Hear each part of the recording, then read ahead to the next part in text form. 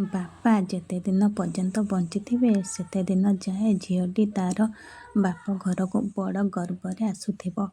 କଥା କଥାକେ ଘରେ ଜିଦ୍ କରୁଥିବ। ଯଦି କିଏ କିଛି କହିଦେବ ତେବେ ଆଉ ଡେରି ନ କରି ଝିଅଟି ଇଏ ମୋ ବାପଙ୍କ ଘର ବୋଲି ଗର୍ବରେ ବଡ଼ ପାଟି କରି କହୁଥିବ। ଆଉ ଯେଉଁଦିନ ତା'ର ବାପା ମରିଯିବେ ସେହିଦିନ ଝିଅଟି ଏତେ ବଡ଼ ପାଟି କରି କାନ୍ଦିବ ଯେ ତା'ର କାନ୍ଦ ଶୁଣି ଆଖପାଖ ଜ୍ଞାତି କୁଟୁମ୍ବ ଲୋକେ ସମସ୍ତେ ଜାଣିଯିବେ ଘରକୁ ଝିଅ ଆସିଛି ବୋଲି। ବାପା ମରିଯିବା ପରେ ସେହି ଦିନଟି ଝିଅର ସାହସ ହରାଇ ବସିବ।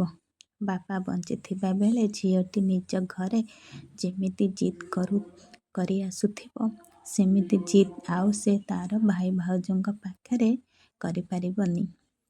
ଯାହା କିଛି ଦେବେ ତାକୁ ସେ ଖାଇବ, ଯାହା ପିନ୍ଧିବାକୁ ଦେବେ ତାକୁ ବିନା ଦ୍ୱନ୍ଦ୍ୱରେ ଗ୍ରହଣ କରିବ।